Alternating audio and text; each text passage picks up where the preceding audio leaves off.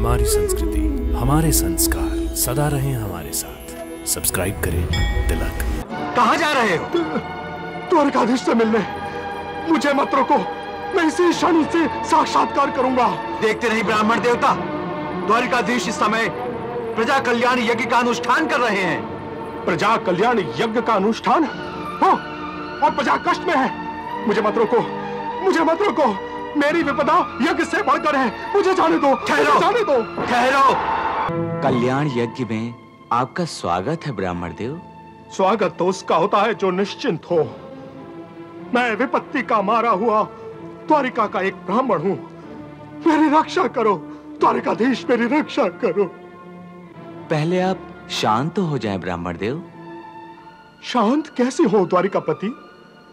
अपने नवजात पुत्रों की अकाल मृत्यु की पीड़ा का दाह लेकर मैं आपके पास आया हूं। मुझे शांति कैसे मिल सकती है? अकाल मृत्यु? हाँ द्वारिकाधीश, हाँ। यमराज ने मेरे 3 पुत्रों को धरती का स्पर्श करते ही निगल लिया। अब तो मुझे ऐसा लगता है कि इस द्वारिकापुरी में कोई धनुषधारी क्षत्रिय नहीं बचा है जो हम ब्राह्मणों की रक्षा कर सके। मैं तुम्हारी रक्षा के लिए तैयार हूं। अरे तुम क्या कर पाओगे मेरी रक्षा, जब कृष्ण ही इस यज्ञ का बहाना करके अपने कर्तव्य से मुंह छुपा रहे हैं।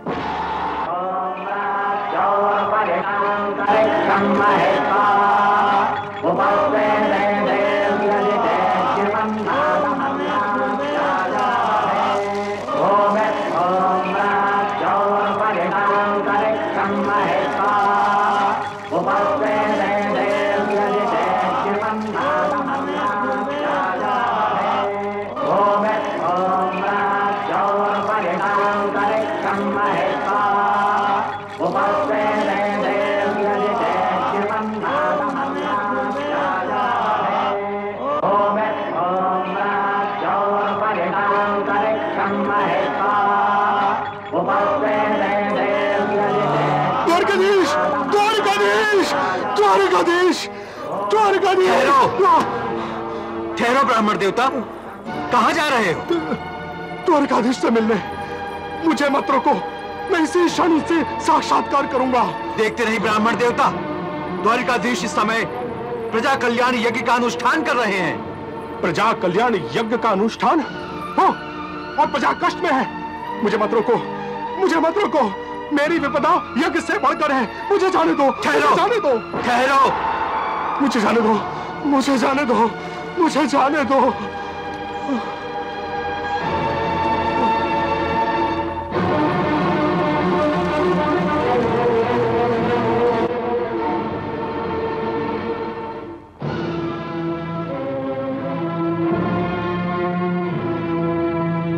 कल्याण यज्ञ में आपका स्वागत है ब्राह्मण देव। स्वागत तो उसका होता है जो निश्चिंत हो। मैं विपत्ति का मारा हुआ द्वारिका का एक ब्राह्मण हूं। मेरी रक्षा करो द्वारिकाधीश, मेरी रक्षा करो। पहले आप शांत हो जाएं ब्राह्मण देव। शांत कैसे हो द्वारिकापति? अपने नवजात पुत्रों की अकाल मृत्यु की पीड़ा का दाह लेकर मैं आपके पास आया हूं। मुझे शांति कैसे मिल सकती है? अकाल मृत्यु? हाँ द्वारिकाधीश, हाँ। यमराज ने मेरे 3 पुत्रों को धरती का स्पर्श करते ही निगल लिया। अब तो मुझे ऐसा लगता है कि इस द्वारिकापुरी में कोई धनुषधारी क्षत्रिय नहीं बचा है जो हम ब्राह्मणों की रक्षा कर सके। ऐसा कैसे हो सकता है ब्राह्मण देव? ऐसा हो चुका है द्वारिकाधीश। आपके राज्य में माता पिता के जीवित रहते हुए उनके पुत्रों के प्राण हरण हो चुके हैं, और आप इस यज्ञ में आहुति देकर धर्म पालन का नाटक कर रहे हैं। अब तो मुझे पूरा विश्वास हो गया है कि ब्राह्मण द्रोही, धूर्त, कृपण और विषय वासना में लिपटे हुए राजवंश के कर्म फल के कारण ही मुझे पुत्र शोक का दंड मिला है, दंड मिला है। ये मिथ्यारोप है ब्राह्मण देवता। मिथ्यारोप? आप इसे मिथ्यारोप कहते हो द्वारकाधीश? मैं आपके राजमहल के द्वार पर अपने 3 नवजात पुत्रों की लाश को रख चुका हूं। मेरा हृदय विदीर्ण हो चुका है और आप इसे मिथ्यारोप की संज्ञा दे रहे हैं। परंतु ये मेरे सुनने में नहीं आया ब्राह्मण देव। कैसे आ सकता है? कैसे आ सकता है द्वारिकाधीश? आपके चाटुकार सेवा की सत्य को आप तक कैसे पहुंचाते हैं? जानते हैं, हिंसक, दुष्चरित्र और अजितेंद्र राजा को स्वामी मानकर पूजने वाली प्रजा को भी मेरे ही जैसे दुखों का सामना करना पड़ता है। उनके द्वार पर संकटों के पहाड़ खड़े रहते हैं। वही भोग मैं भी भोग रहा हूं द्वारिकाधीश, मैं भी भोग रहा हूं। आपकी पीड़ा निश्चय ही एक बड़ी दुर्घटना है। दुर्घटना? आप इसे दुर्घटना कहकर मत टालिए द्वारिकाधीश। बहाने तो वो ढूंढते हैं जो नपुंसक होते हैं। आप इस क्षण मेरे साथ चलिए। मेरी धर्मपत्नी अपनी चौथी संतान को जन्म देने वाली है। यमदूत मेरे द्वार पर खड़े हैं। कहीं ऐसा ना हो कि उसके भी प्राण भी हरण कर ले जाए और मैं पुकार ही करता रह जाऊं। परंतु इस समय तो मैं यज्ञ की दीक्षा ले चुका हूं, अग्नि को आहुतियां भी समर्पित कर चुका हूं। मैं जानता था, अच्छी तरह से जानता था द्वारिकाधीश कि आप इस यज्ञ का बहाना लेकर अपने ब्राह्मण रक्षा के राजधर्म से बचना चाहेंगे। वही हुआ। परंतु आरंभ हो चुके यज्ञ से उठने की अनुमति तो शास्त्र भी नहीं देता। और शास्त्र ये भी तो कहता है कि जिस राजा के राज्य में प्रजा कष्ट भोगती है वो राजा नरक में जाता है। सत्य धर्म के पालन करता तो तत्काल ही ब्राह्मणों की सहायता के लिए तत्पर हो जाते हैं। अब तो मुझे ऐसा लग रहा है कि द्वारिका में क्षत्रिय वेश में नटों का साम्राज्य हो गया है। आप यदुवंशीय क्षत्रिय होने का ढोंग भर करते हैं। वास्तव में आप क्षत्रिय है ही नहीं। ये असत्य है ब्राह्मण। असत्य है तो आप अभी और इसी क्षण उत्तर दें कि मेरे नवजात पुत्रों की अकाल मृत्यु किसके अपराध का प्रतिफल है? बताएं। फल तो कर्म का ही निश्चित होता है ब्राह्मण देवता। परंतु शास्त्र और श्रुति का तो यही मत है कि राजा के ही कर्म दोष से राज्य में अबोध बालकों की अकाल मृत्यु होती है। मैंने अपने तीनों पुत्रों की मृत्यु पर यमदूतों से यही अनुरोध किया था कि यह द्वारिकापुरी है, यहां धर्म का राज्य है। मेरे संतानों के प्राणों का हरण मत करो। परंतु हर बार यमदूतों ने मेरी प्रार्थना को ठुकरा दिया। इसका सीधा अर्थ यही है कि द्वारिका में अधर्म का राज्य है। जिस राजा के राज्य में पिता के सामने उसके पुत्र की मृत्यु हो जाए वो राजा अधर्मी है, पापी है। अपनी जिह्वा पर अंकुश लगाओ ब्राह्मण। तुम किसे पापी कह रहे हो? इन्हीं द्वारिकाधीश कृष्ण को, और किसे? तुम क्रोध के कारण उचित अनुचित का विवेक खो चुके हो ब्राह्मण।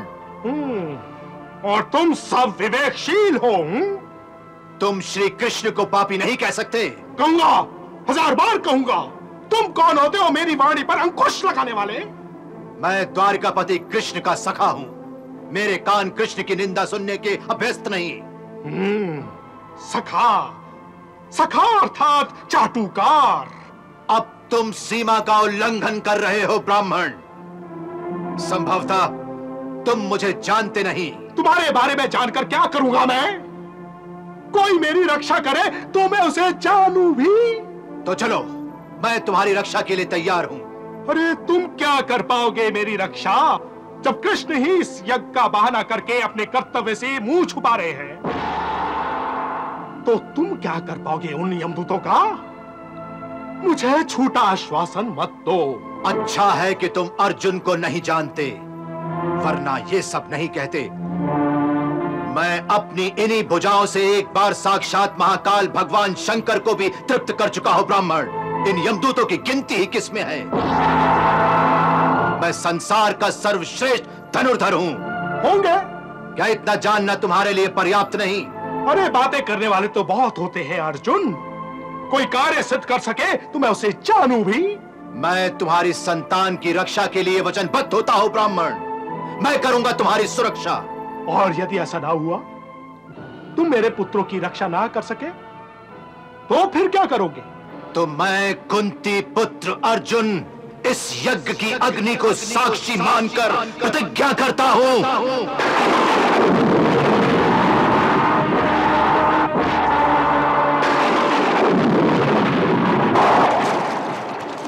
यदि मैं इस ब्राह्मण की संतान की रक्षा न कर पाया तो अग्नि में प्रवेश कर अपने प्राण त्याग दूंगा।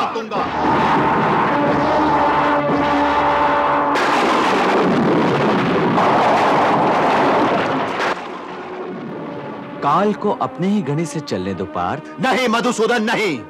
मैं अपने सामने आपकी निंदा नहीं सुन सकता। हाँ, अपने प्राण अवश्य दे सकता हूं। अभी मेरे गांडीव की टंकार त्रिभुवन को कंपित कर देने की क्षमता रखती है जनार्दन। आप निश्चिंत होकर यज्ञ पूर्ण करें। वो तो ठीक है, परंतु क्या तुम इस ब्राह्मण की रक्षा कर सकोगे? अवश्य, आप आज्ञा दीजिए। मैं इन ब्राह्मण के घर पर जा रहा हूं। चलिए।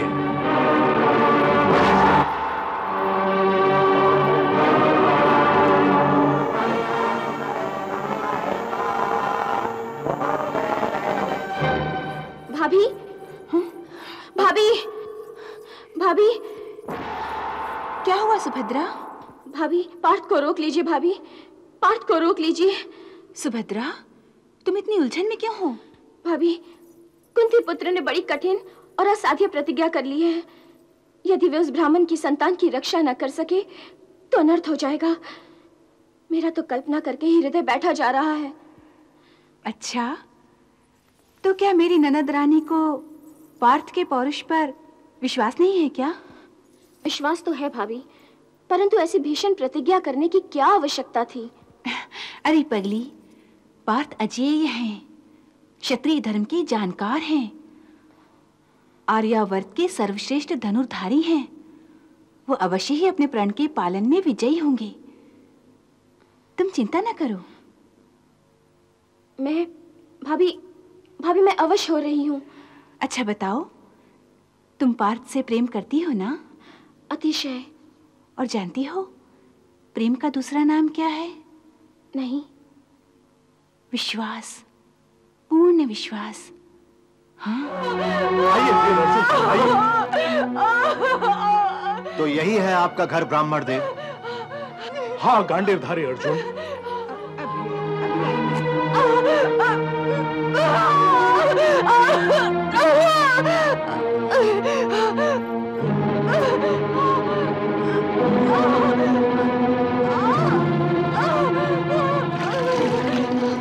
कैसी है मेरी पत्नी मौसी? उसके प्रसव का समय निकट आ गया है। भैया, कुछ पलों की तो बात है। आप दोनों बाहर ही रहें, मैं भीतर जाती हूँ। भगवान ने चाहा तो सब ठीक हो जाएगा।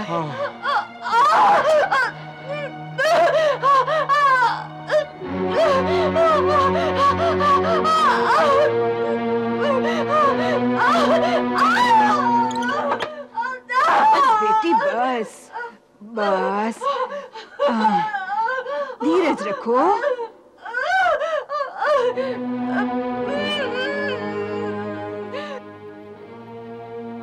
हे गांडीवधारी अर्जुन, मेरी आपसे विनती है कि आप अपनी शक्ति और सामर्थ्य से मेरे संतान की रक्षा कीजिए। निश्चिंत हो जाओ ब्राह्मण देवता, कोई चिंता ना करो।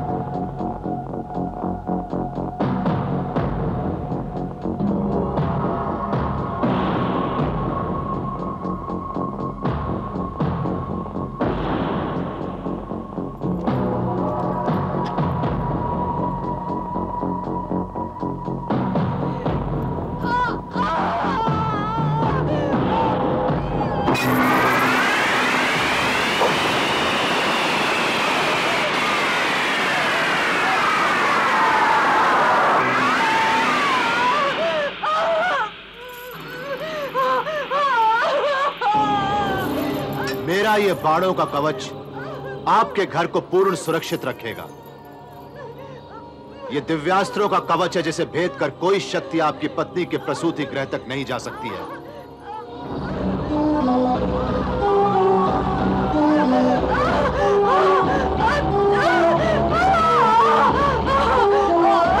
परंतु जहां इस कवच को भेद कर कोई प्रवेश नहीं कर सकता है, वहीं इस कवच के बाहर भी कोई नहीं जा सकता है।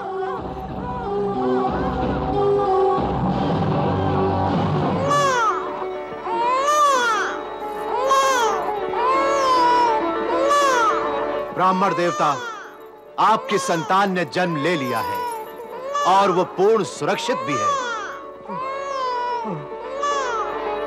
मैंने कहा था ना कि मैं आपकी संतान की रक्षा करूंगा। मैंने आपकी रक्षा की है ब्राह्मण देव। जाओ ब्राह्मण देव, अपनी संतान के दर्शन तो कर लो।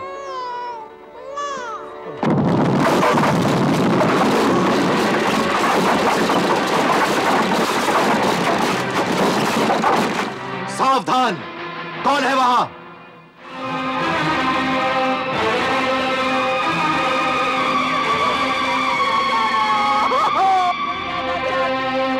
मेरे बच्चा, मुझे मेरे बच्चे के साथ ले जाओ।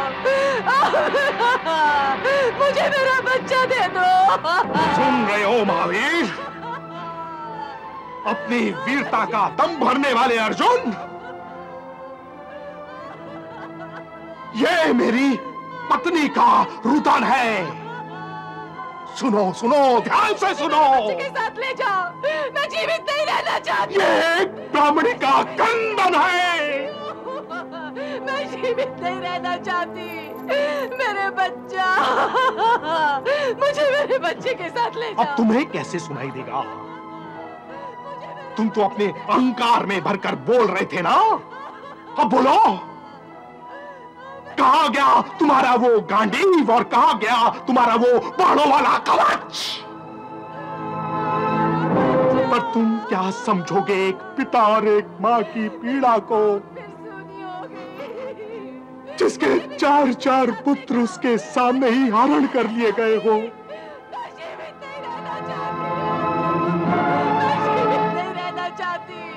तुमने मुझसे जो असत्य कहा था कि तुम साक्षात यमराज का भी सामना कर सकते हो, तुम्हारा दम था केवल।